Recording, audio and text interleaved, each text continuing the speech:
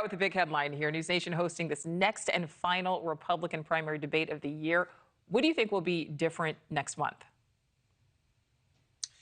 I think that, first of all, congratulations to News Nation. It's quite a tribute to the work and the professionalism of the folks at News Nation. Obviously, Elizabeth is going to do a great job as moderator. But I said this earlier today on the channel that the spade work that was done in the states, putting on really good, informative debates last cycle, really showed the American people that News Nation is ready to lead the way on this kind of stuff. As far as last night or what's going to make the next debate different, my guess is last night we had 5 folks on the stage. I think we're going to probably end up with 3, and it's going to become a much more substantive debate and exchange of ideas. All right, so Sean, going into this, I feel like some of the sound bites we played there were on the tame side because we know at one point there were name calling. There were accusations of lying. There was arguing. What stood out most to you from last night? Was it that kind of the attention grabbers, or was it kind of what happened over the course of the actual debate? So I think obviously the attention was the name calling and the finger pointing, the exchanges, whether that was Vivek Ramaswamy going after Nikki Haley or the response that she had for him. But what I actually really enjoyed last night was the differences that came from some of the exchanges. I learned a lot more about where people came down on funding Ukraine. I looked a lot more about where they come down on funding a 300-plus Navy and what we're doing to combat China. I learned more about where they really stand on TikTok and the national security threats that app poses to our country. I think that less people on stage and the nature of the questions really got to show a little bit of the differences that exist among the candidates, which is what these debates are supposed to do, is help inform primary goers and caucus goers make the best decision possible. Sean, that truly, you're right, because that is really what it's supposed to be about, although, you know, some people may watch and listen for other things. Was there an obvious winner or loser in your estimation? Yeah, so this will surprise you. My obvious winner is Iowa. Why I say Iowa is what last night proved to me is that everything is now going to come down to Iowa. President Trump staked a lot in Iowa. Ron DeSantis, Nikki Haley, Tim Scott. Everybody has made it clear that Iowa is where they're putting their putting their name down. And so if they don't do well, I don't know how they go on. Chris Christie, I don't think will make the next debate stage, and he has staked everything on New Hampshire. So he might be able to take the money that he has in the bank right now and coast to New Hampshire.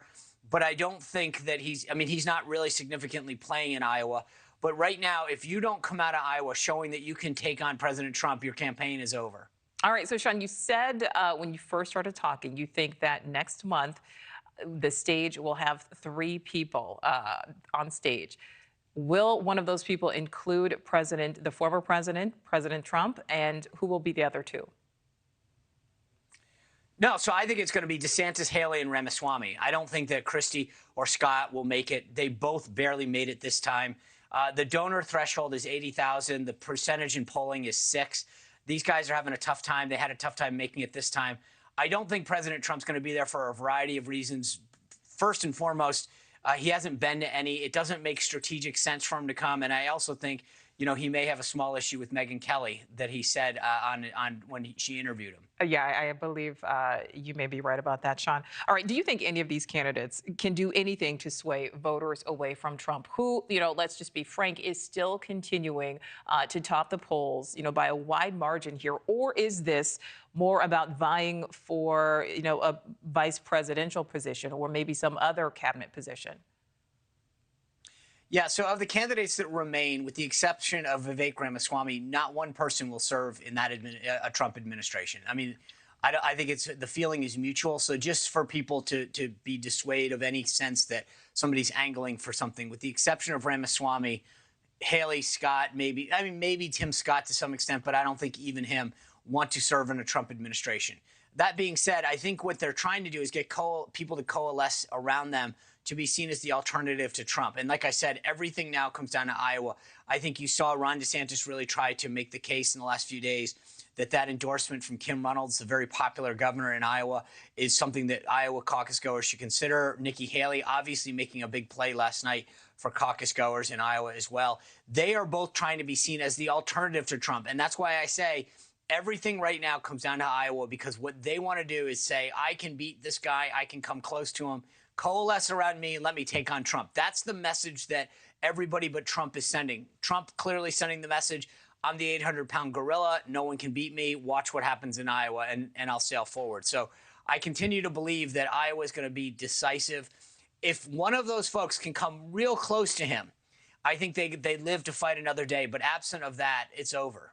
All right, my last question for you. And again, it's interesting because, as you said, the former president has yet to show up on a debate stage, but he continues to be, who is talked about the most. Governor DeSantis, did start to distance himself a bit more last night from the former president, but we're not seeing any direct attacks on Trump. Do you think that's the right strategy? Or at least not a lot of direct attacks? Yeah. I wouldn't. I mean, look, I think it's stupid. When you attack Trump or his supporters, you go backwards. As I said, if I were advising one of them right now, I'd urge them, hey, if you're not with Trump right now, come coalesce around me because I'm the guy, or in Nikki's case, the woman that can beat Trump. But that's where they should be going because I actually give Ramaswamy, to some degree, he's trying to draft on Trump, right? His strategy is to say, hey, I'm Trump. I'm pugnacious. I can fight. I'm willing to stand up to the elites.